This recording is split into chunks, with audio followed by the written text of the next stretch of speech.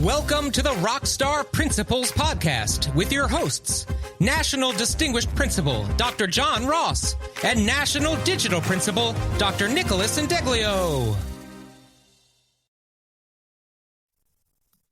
Welcome back to the Rockstar Principals Podcast.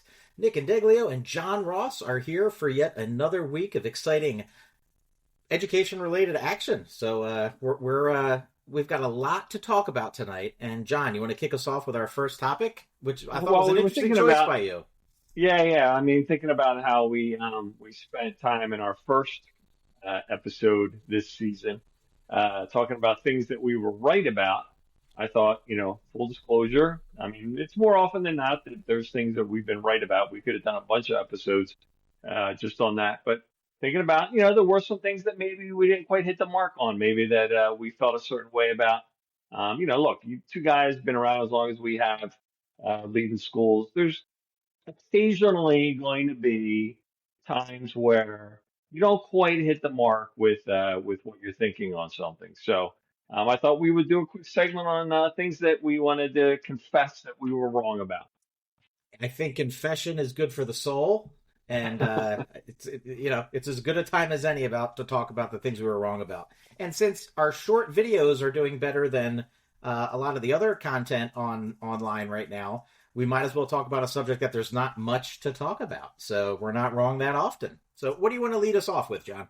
So the first thing, the one that I spend the most time thinking about, is something I think pretty common in schools today, an issue in schools today, and that's student cell phone use, student possession and use of phones in schools. When we go back to, I don't even know what year, what was it? Maybe like 2015, 2016. I don't know, maybe even earlier than that. When I think that was earlier. Phones, yeah, probably earlier. That's what happens when you get old. The years start blending together. Thinking about how we were involved in our district, and the conversation was around this new technology, quote unquote, that kids all have access to, because the numbers of kids that were having smartphones was growing and growing.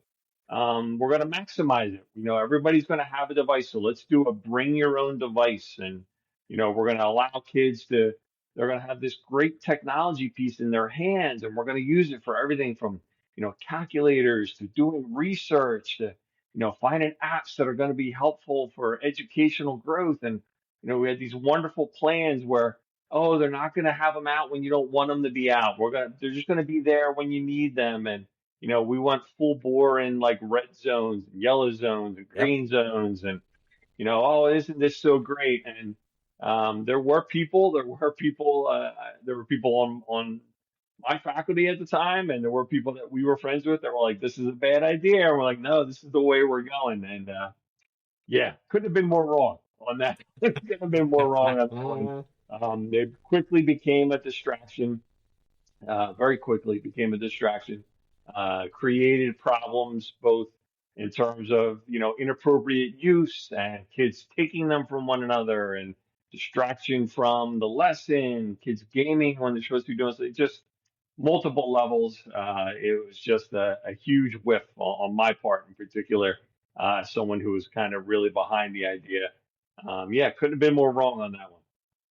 Yeah, and when this started, BYOD was at the time the only game in town as far as technology went. So this was back in the days when we still had computer labs, and there were computer carts for teachers who wanted to sign out carts to work on English papers or things like that. And those were huge time sucks. And a lot of our belief at that time was, hey, we put the power into the hands of the student to bring the device. They're going to save a lot of instructional time, cut down on a lot of the stuff that took time to just get ready to make happen. And in terms of efficiency, I remember we saw it as this is such, and we thought we had the rest of it figured out. The red zones, yellow zones, green zones, to a large degree, those are still in use. Bathrooms and locker rooms still always red zones, never allowed. But unfortunately, the technology evolved beyond our comprehension quicker than we could keep up with. I think at that point it was like, well, if the genie's out of the bottle, so, where do we go next with this? And of course, exasperated totally by the pandemic. where we sent kids home and completely isolated them, and their only outlet then became those phones. And when they came back a year later, or however long it was, depending on where you were at what school district, what part of the country, we had basically said, you can't go anywhere, you can't go outside, you can't be close to people, and the only thing you can really use at your disposal is your device. It was a lifeline for parents to, I guess, a large degree, because there was nothing else you could do. You're all locked in the house together, and there comes the research on the mental health and all the aspects. So not only did it disrupt the learning environment, but it's created untold problems in terms of self-image issues and self-worth. You see the articles all the time about suicide and just the negative effect, and it's not getting better. That problem has been exacerbated by things we've talked about being positive in the first episode. You look at some of these artificial intelligence programs that kids are on and playing with today, and do we really know, is that good? Is that bad? Are they not interacting with real people? It's a computer. Real emotions are attached. I mean, we're in science fiction movie territory with a lot of this. Yeah, and I think we're going to go down the mental health angle a little bit more in just a minute. But just circling back to just the technology itself, I don't think anybody could have imagined that it would become what it became. I mean, they just moved. The whole thing just moved at such a lightning pace that the adults couldn't keep up, and the things that kids were able to do, to be discreet about their uses. And then you add smart watches to it, and the ability to connect, and even though their phone's not out, they can still be Yeah. texting or doing things using their watches as well. The distraction was certainly a big part of it, although I think most teachers were able to set up boundaries in their classroom that kind of controlled that. But again, something that, I didn't really think about that there was a lot of research that led to is even the idea of, well, it's not on me, but what's happening that I'm missing? If it's in my locker, or if it's in my book bag, even really worse, if it's in your pocket and it's vibrating, Yes. that FOMO component to where kids began to develop that the fear of missing out, even if it was in their locker. Like there wasn't anywhere near them, and they just got so attached to it. Still, um, that even when we put restrictions on it and we controlled where they could access it, they couldn't focus on the lesson because they were focusing on what might be happening because they've got a couple of friends at lunch that are able to text one another and I'm not at lunch, and so I'm missing out on the conversation, or a million different things that could be happening. And that was the one that really, when I first started to hear that, I was like, yeah, wow. Swing and a miss. Like, just did not anticipate that at all.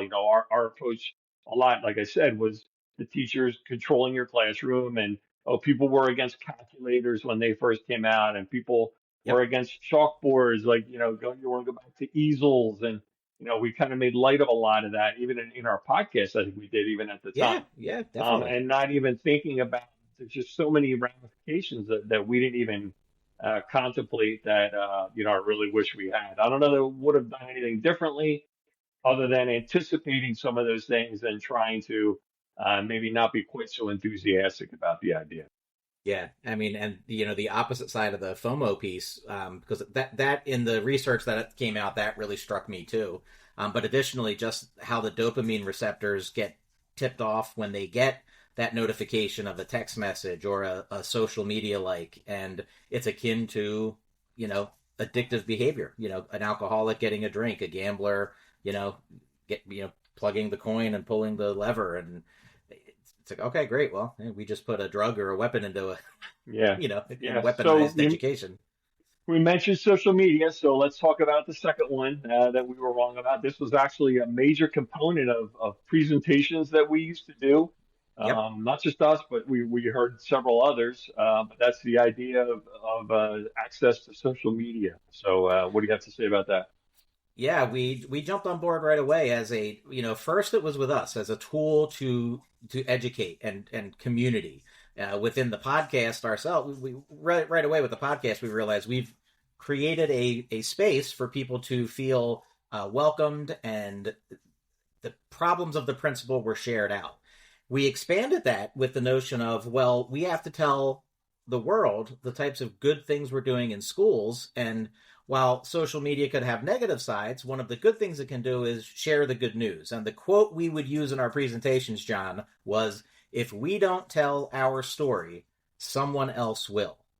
And here we are, 12, 13 years later, and that narrative is completely blown out of the water 100% as far as I'm concerned. In fact, that might be an even bigger miss than the BYOD piece, because now, in my strong opinion, that quote is, even if we tell our story, someone else is going to misinterpret it, misreport it, and misconstrue it, and it's going to get twisted. And all I see now is that happening.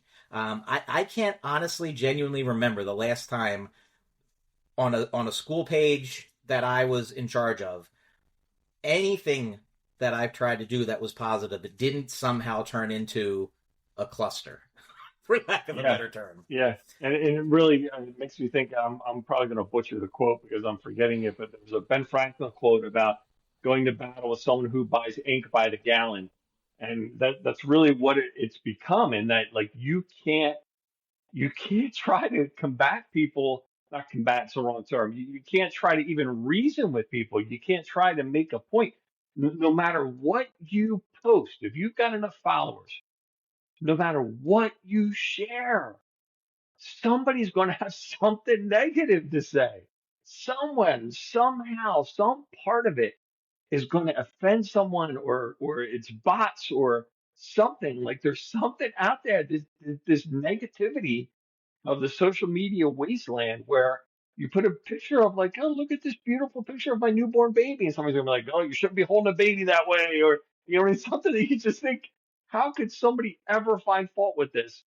And that's what it's become. Where it was originally, when you go back to the old days of social media, where it was, wow, isn't this great, cool program that you're doing? That's so neat. Like, unless it was blatantly out of line what you shared, people were generally pretty supportive and happy with what you were posting. And now it's become so easy to tear people down, that there's people that's what they do. They buy that ink by the gallon and just tear one another down. And we see it more and more, not just with people who are, not just with the, and there's a variety of names we use for these types of people, the people who are waiting to pounce. And it doesn't matter, like you said, it doesn't matter what you're going to post, they're going to twist it, because that's what they're there to do. They're gaslighting in a sense. But now there's the bots that can do that. So now you can program exponentially to make sure those things happen. And from the perspective of, when you look at pre-pandemic and post-pandemic, and just the direction that the news media has gone in our country, it's very easy. You're in an echo chamber if you want to be. You can create a presence where you only see either the left or the right side of the news, either the left or the right, the opinions that you want or the opinions that you don't want when you look onto social media. And you set yourself up to alienate in the most innocent. I love the baby example. That's a great example. Like, the preferred way of holding the baby now is the touchdown football method. You shouldn't be doing that, but it's going to have all these things. And the problem for principals in particular, I feel like, is it went from, hey, we can share out and show the good things we're doing, to, this is consuming so much time and energy, and all it's doing is draining the battery, not charging the battery. And it became, and is still becoming, a nightmare. I think you've referred to it as a wasteland, right? Like the social media wasteland, where when we started way back when with Twitter, and we're like, look, we're connecting, we're having these Twitter hours, and oh my God, we're learning. I never thought I'd long for those days. You think about, like, without going into too much detail, and I want to go down the angle about the impact of mental health in kids. I don't want to forget that. But you just reminded me of what I went through this past summer, which was the most unbelievable thing that I've ever experienced in my 20 plus years as a middle school principal, where, in a nutshell, someone created a fake account on a social media platform for my school and was posting inappropriate things, and people ran with it like it was real. People believed it, And I was getting inundated, not just me, our office staff. We were getting phone calls. We were getting text messages and social media messages on all the different platforms, every platform. Hey, well, it's ridiculous. You need to take that down. What do you think you're doing? Someone's hacked your account. Other people were taking it and saying, look what happened in the school. Somebody hacked their account. None of it was real. It was all made up. It was all completely phony. And people saw it and were like, oh man, this is that. Like, that's how, my point being, that's how quickly people are to get angry, or how quickly people are to buy in, or how, and I think about even more recently, some of the stuff that's coming out with AI now. Like, if you're on any platform and you watch a video and you right away, how many times have I sent you movie clips? I'm like, dude, look Yes. at this movie that's coming out. It's going to be great. And you're like, John, unfortunately, that's not a real movie. That's all AI. So now I'm like, I had to stop myself today. Honest to goodness, I didn't tell you this. I had to stop myself today because I saw one for Tom Hardy as Rambo. And I'm like, Oh they're my gosh. remaking Rambo with Tom Hardy? And I started to watch it. I'm like, duh, John, no, you got suckered into it again. So, people are just so quick to want to be, I think, let me bring the point home. They're so quick to just want to be a part of something. They Yeah. want to be able to say they were the white knight. They want to be able to say, I stopped this, and I did a whole post about how ridiculous this was. Da, da, da, da, da. And they're not even taking the time to find out if it's real or not. It's scary. It's really scary. Just what a Especially, 180 it's gone for social and media. with your example, having seen that fake account, it would take maybe less than 5 seconds of watching any one of those videos to not only realize that there's no way any school in any Yeah. part of the world. The description, sorry to interrupt you, the description on its profile said the wrong type of social media. It said the official blank page of the name of the school. And it was a different platform. It was a totally different platform. So all somebody had to do was look at the profile and be like, oh, this is wrong. This shouldn't be real. Nope. People bought into it right away.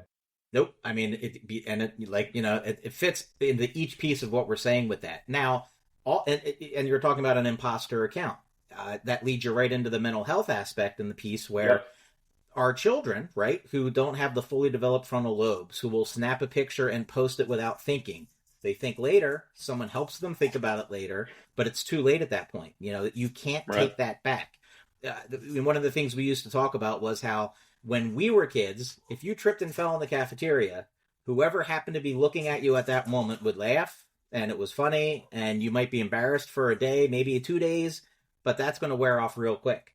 Today, someone got that on camera, and that's someone's social media or a Snapchat group with 1,000 people. You can't escape that today. So our kids are put in a position where their presence for social media, whichever, pick your app, whatever's popular that day, they have to be perfect. They have to curate and create an image, and it's not okay anymore to not be okay. So there's no authenticity. It's become I want to be a part of this viral trend. I want to participate in something to, for all the other things we were talking about there, and it's hurting kids quite a bit. We're alienating the population that is already at risk in so many ways. I've said a number of times, if I could go, I mean, I've got 3 kids and they're all 19 years and older. And I've said many times, if I could go back, we let them have devices in middle schools, I think 6th or 7th grade. So if I could go back, I would have held out even longer, with letting them have them. But the one thing that I am happy about is that for my children, the 3 of them have a very small social media footprint, very, very small social media footprint. And again, I'm so happy that that's the case. I don't know how that happened. Maybe took after their mother or whatever, but it's so happy that's the case, because when you just see how people's lives are getting ruined now. I mean, think about the world we live in right now and how everybody's so quick, like we were saying, to combat one another. My kids are at ages where they're looking for jobs and they're trying to grow as professionals. And if you had the wrong thing on social media, you're done. You're done for. Like you're ruined in a business. You have to change or whatever. So just thinking about mental health for older, not just our kids in middle school and high school, but Yeah. even post college. the kids that can't get jobs because they posted stupid things when they were in seventh or eighth grade, and now it's coming back to haunt them 10 plus years later. It's scary. Yeah, and just how scary that is you're looking at, just go take that back just a couple years. A kid going to college on an athletic scholarship who is 18 years old, did something dumb when they were 12, right? So that was 6 years prior. They've turned it around. They're a great kid. They're in all the activities. Doesn't matter. Like, that resurfaces immediately. And all of a sudden, that's what you're judged on. And we've seen it happen to how many adults? And don't we always, like, in our society, we talk a lot about, people grow, people can change, people's opinions can evolve. That can also happen for people in their 40s and 50s and 60s. So, when we pull up, the first example that comes to mind, and it's not a great one, it's just James Gunn. Some of the things he had either tweeted or one of those social media platforms, and it was about 10 years prior to where he was in life, and he came out and said those were horrible things to say. I am not that same person. I don't feel that way. I've changed a lot. I've grown a lot. I've learned. And he still had to do what was considered penance for however many years before, you could be back into the swing of things. Now, I'm not using his example to say I agree with or disagree with exactly what it was he said or did. But the point being is that even grown people do stupid stuff. You got to expect the fact that our kids are going to do that too. So how do they get another chance? What does a world look like where no one ever gets that second chance?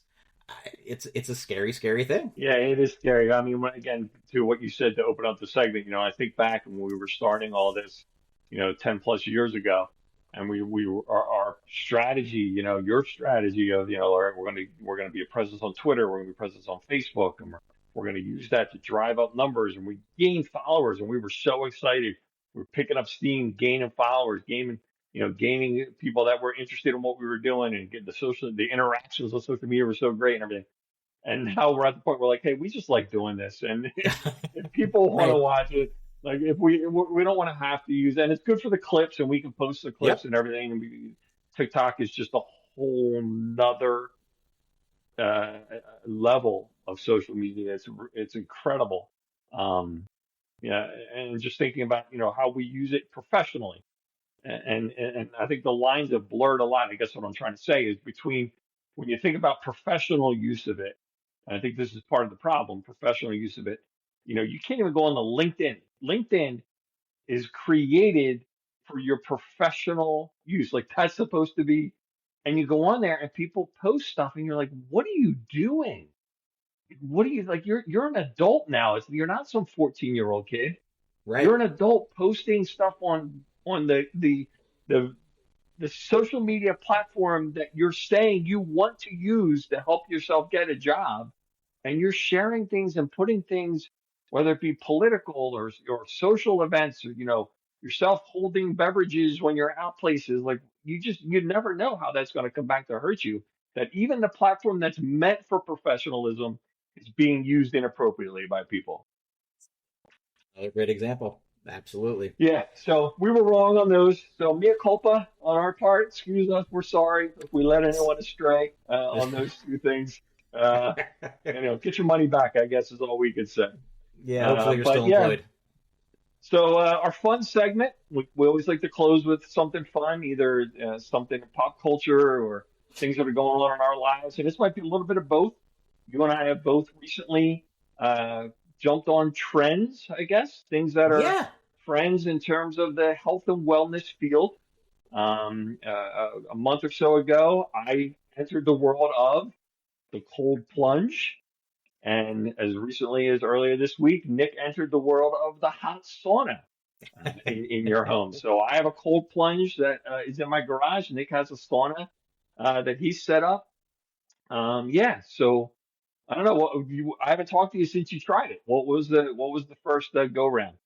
The comedy part was obviously assembling, this Amazon purchase of a mini economical budget sauna, which consists of basically a small machine that heats up, produces the steam that pipes into a PVC piped curtain cover, and a lawn chair that is probably 8 sizes too small for me. So, you know, I'm in the middle of the living room in this tent, essentially, Oh my gosh. with a fogged up window, and my wife What were laughing you at trying to me. watch TV? Were you trying to watch TV while you're doing it? Is No, that what you're no, doing? Oh, I okay. did the right thing. A couple You just drops of found essential space. oil. Yeah, I Yeah, needed okay. space. All So right. All right. lights were off. It was dark. Mm-hmm. Good. Tried to meditate. All So those how long things. did it go? How long did you make it in there? So I did make it the full half hour, and it Nice. was, you do have to set it at a high temperature level because it's, not the most powerful machine, but it was no different than being in a full gym sauna. Really?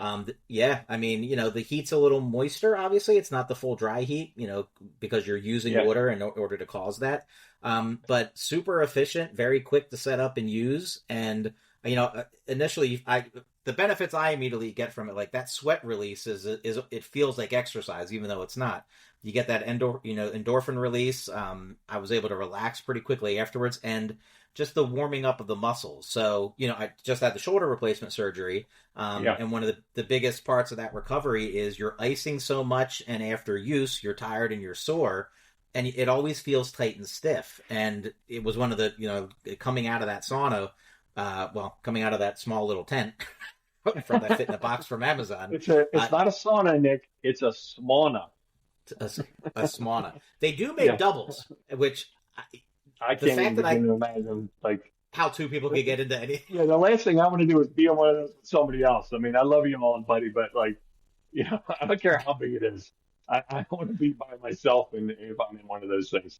And I always envision the old, every old TV show that would show, whether it was Coach Yeah. did it a lot, all the guys are in the white towels wrapped up in the Yeah, sauna. yeah. And I just try to envision like the home version of that, which is just, like this ridiculous concept. So yeah, I thus far, and for the price, you really can't beat, the experience, because it's become so expensive to go to these other Right. places to try those things. Now, in terms of the cold plunge, obviously that is, from a technology standpoint, it's a little bit different to get. And you had to wait for some of the parts to arrive. So Yeah, how did yeah. So, that go the first couple times? it's been interesting. I'm not going to go into too much detail about the reasoning why behind it, but I have my reasons for wanting to do this. And so we ordered it a little while ago. We ordered it from a company called Titan.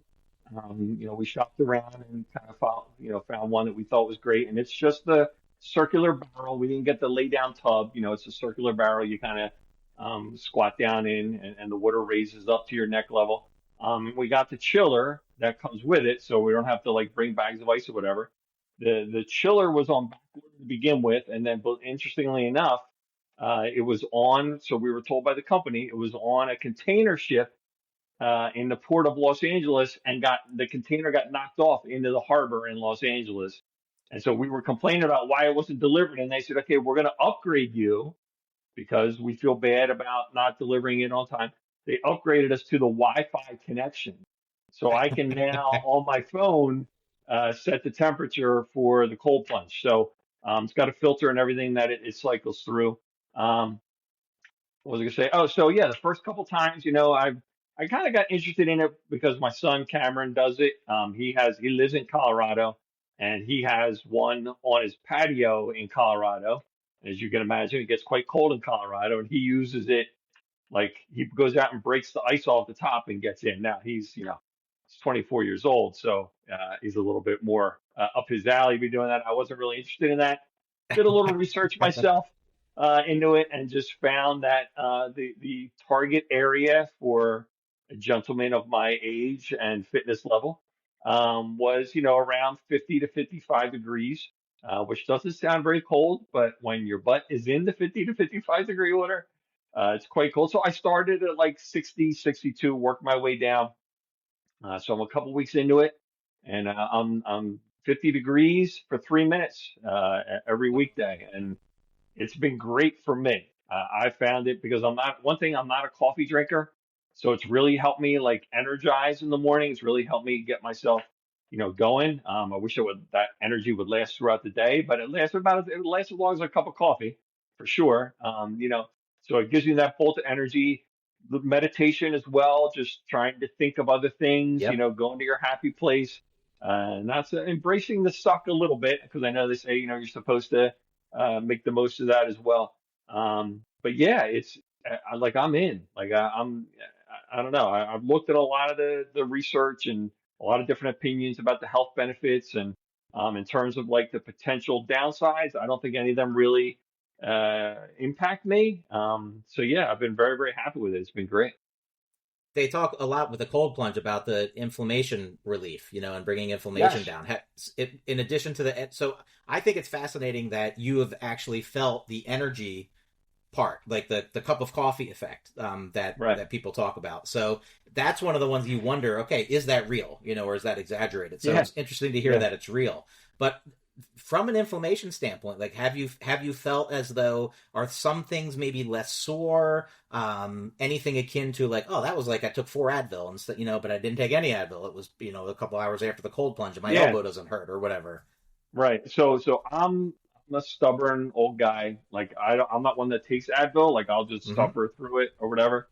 Um, so I feel like it has helped with that. I've been on the Nick and Deglio workout program. Nick's been nice enough to like coach me up a little bit on some things in terms of workout, and I felt like the last week or two that I've had this, knock on wood, it's been all good. I really haven't felt any soreness, any muscle soreness, anything like that.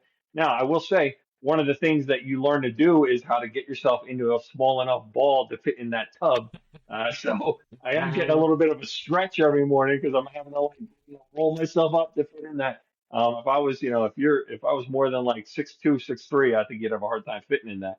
Um, but yeah, I've been very, very happy with it. So I'm gonna stick around the 50-degree mark. I don't know that I see a need to get any colder than that.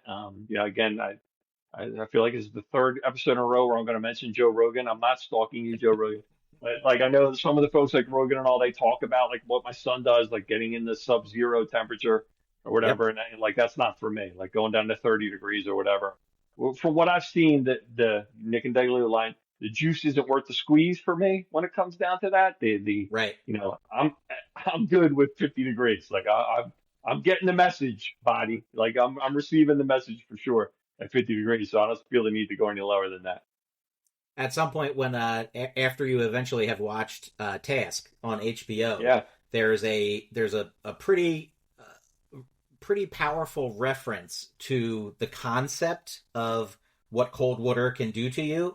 Yeah. And then it's visited at a couple points in the show that really really impactful. So Yeah, I got to get on that with the Delco connection and everything. We'll definitely have to get on that and have a review of that.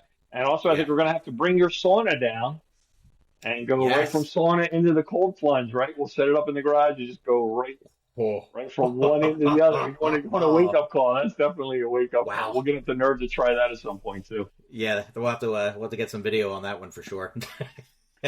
Good stuff. All right. Well, we appreciate everyone for joining us again for the Rockstar Principles podcast. We'll be back next week. Take some time, follow us on YouTube or anywhere else you consume your podcasts, and we'll see you next time.